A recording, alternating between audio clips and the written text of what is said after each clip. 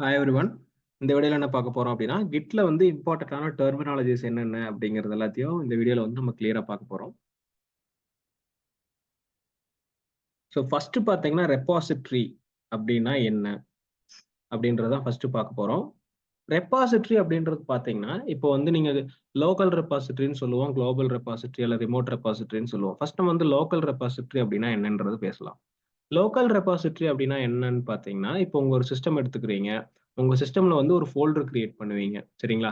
அந்த ஃபோல்டர வந்து நீங்க கிட் யூஸ் பண்ணி ரெபாசிட்டரியா சேஞ்ச் பண்ணிருவீங்க. ஸோ ரெபாசிட்டரி எதுக்காக அப்படின்னா, எந்த ஒரு டேட்டாவோட வெர்ஷன் சேவ் பண்ணணும்னாலும் நம்ம அத வந்து ரெபாசிட்டரியில சேவ் பண்ணி வச்சுப்போம்.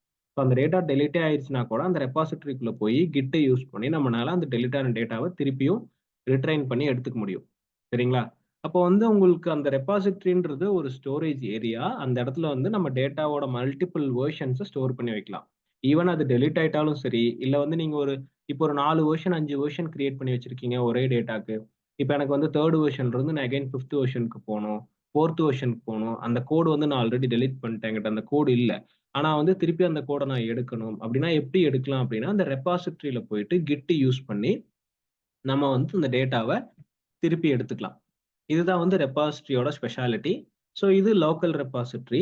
இதே குளோபல் ரெபாசிட்டரினா என்ன ஆகும்னா, நீங்க லோக்கல் ரெபாசிட்டரியில வந்து மல்டிபிள் வெர்ஷன்ஸ் கிரியேட் பண்ணுவீங்க. ஒரு வெர்ஷன்ஸையும் நம்ம என்ன பண்ணி வச்சுருவோம்னா, ரிமோட் ரெபாசிட்டரியில ஸ்டோர் பண்ணி வச்சுருவோம்.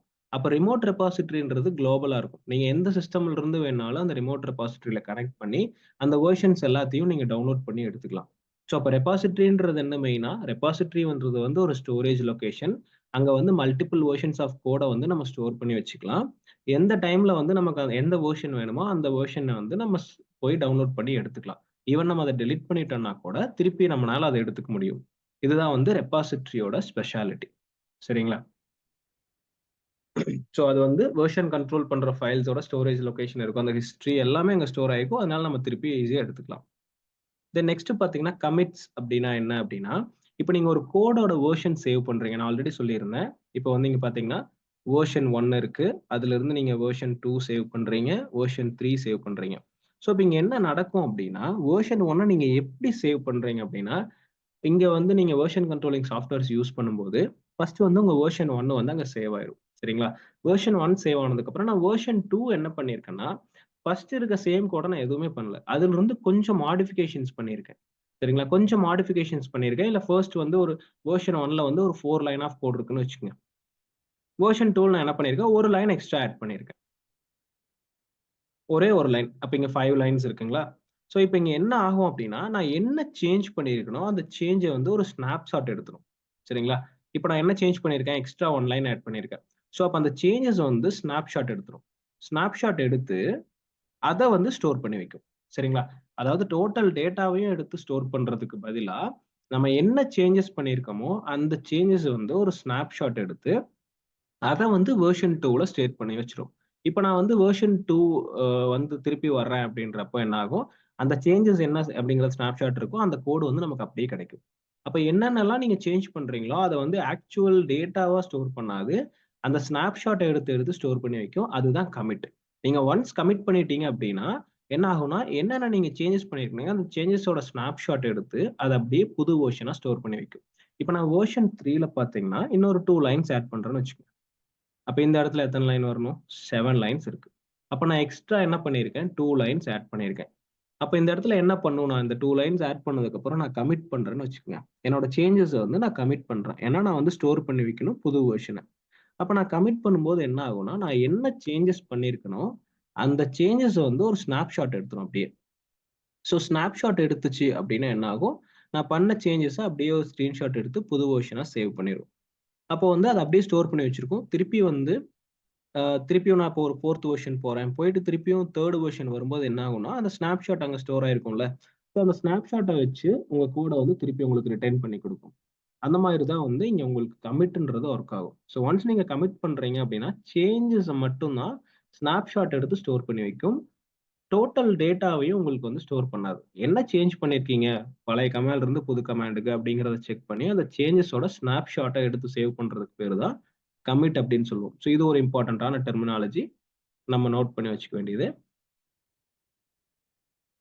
நெக்ஸ்ட் பார்த்தீங்க அப்படின்னா, பிரான்ச்சஸ் அப்படின்னு சொல்லுவோம். ஸோ பிரான்ச்சஸ் அப்படின்னா என்னன்னு பார்த்தீங்கன்னா, ஒரு ரெபாசிட்டரியில் நீங்க டேட்டா ஸ்டோர் பண்ணி வைக்கிறீங்களா? ஸோ ரெபாசிட்டரியில இப்போ ஒரு வெர்ஷன் போயிட்டு இருக்கு. ஒரு பிரான்ச்ன்றது பார்த்தீங்கன்னா, இப்போ நான் வந்து ஒரு வெர்ஷன் 1 கிரியேட் பண்றேன். தென் அகைன் வெர்ஷன் 2 கிரியேட் பண்றேன். தென் அகைன் வெர்ஷன் 3 கிரியேட் பண்றேன். இப்போ நான் என்ன பண்ணணும் அப்படின்னா, இந்த வெர்ஷன் 3 வந்து இது வந்து ஒரு மெயின் பிரான்ச்ன்னு சொல்லுவோம். மெயின் பிரான்ச் இது ரன் ஆகி போயிட்டு இருக்கு. இப்போ நான் என்ன பண்ணணும்னா, இந்த வெர்ஷன் 3ல இருந்து நான் கொஞ்சம் கோட அட்வான்ஸ் பண்ணலாம்னு நெனைக்கிறேன். பட் எனக்கு வந்து டோட்டலா இந்த பிரான்ச்ச டேமேஜ் பண்றதுக்கு எனக்கு இன்ட்ரெஸ்ட் இல்ல. நான் புதுசா ஒரு பிரான்ச் கிரியேட் பண்ணி, அங்க போயிட்டு இந்த கோட மறுபடியும் அட்வான்ஸ் பண்ண போறேன். ஒரு ரிசர்ச் மாரி பண்றேன்னு வச்சுக்கங்க. அப்ப நான் இங்க என்ன பண்ண போறேன், திருப்பியும் வெர்ஷன் 4 கிரியேட் பண்றேன். வெர்ஷன் 5 கிரியேட் பண்றேன். வெர்ஷன் 3 கிரியேட் பண்றேன். நான் அட்வான்ஸ்மென்ட் பண்றதுக்காக 3 வெர்ஷன் கிரியேட் பண்ணியிருக்கேன். இப்போ இந்த வெர்ஷன் 6 வந்து நல்லா வொர்க் ஆச்சு. சூப்பரா வொர்க் ஆகுது. எனக்கு வந்து இத நான் வந்து மெயின் பிரான்ச்சோட சேர்க்கணும் அப்டின்னா, நான் சேர்த்துக்கலாம். சரிங்களா? அததான் வந்து நம்ம மெர்ஜிங்ன்னு சொல்லுவோம். ஸோ இது வந்து பிரான்ச்சஸ். இந்த மாரி நான் மல்டிபிள் பிரான்ச்சஸ் வந்து நான் கிரியேட் பண்ணிக்கலாம். என்னோட வொர்க்க பேஸ் பண்ணி. சரிங்களா? சில கம்பெனில பார்த்தீங்கன்னா, இப்போ front and back end work பண்றவங்க, டேட்டா இருக்கும். ஃப்ரண்ட் எண்டுக்கு ஒரு பேட்ச் கிரியேட் பண்ணி குடுத்துருவாங்க. பேக் எண்டுக்கு ஒரு பிரான்ச் கிரியேட் பண்ணி குடுத்துருவாங்க. 2 பேரும் ஒரே ப்ராஜெக்ட் தான். பட் ஃப்ரண்ட் எண்ட் ஒரு மாரி வொர்க் பண்ணுவாங்க. பேக் எண்ட் வொர்க் பண்ணிட்டு இருப்பாங்க. கடைசியில எல்லா வொர்க்கும் முடிக்கிறதுக்கு தனித்தனி பிரான்ச்சா வொர்க் பண்ணுவாங்க. சரிங்களா? இது வந்து நம்ம பிரான்ச்சஸ்ன்னு சொல்லுவோம். அந்த கோடோட காப்பி எடுத்து மல்டிபிள் பிரான்ச்சஸ் கிரியேட் பண்ணி வொர்க் பண்ணிட்டு இருப்பாங்க. இப்போ வந்து இந்த பிரான்ச்ல இருக்க வெர்ஷன் 6 பார்த்தீங்கன்னா, கொஞ்சம் நல்லா இருக்கு. பெட்டரா இருக்கு அப்படின்னு நினைச்சேன்னா, நான் வந்து மெர்ஜ் யூஸ் பண்ணிக்கலாம். இந்த மெர்ஜ் யூஸ் பண்ணி என்ன பண்ணலாம், நான் இத வந்து மெயின் பிரான்ச்சோட மெர்ஜ் பண்ணிடலாம். ஸோ இப்ப இது வெர்ஷன் 3 இருக்கா? இதோட நான் மெர்ஜ் பண்ணி விட்டுருவேன். இந்த வெர்ஷன் 6 வந்து நான் இதோட மெர்ஜ் பண்ணிருவேன். அதாவது இந்த கோட் வெர்ஷன் 6 வந்து வெர்ஷன் 3 ஓட நல்லா வொர்க் ஆகுது. நீட்டா வொர்க் ஆகுது அப்படின்ற கான்ஃபிடென்ட் எனக்கு வந்துச்சு.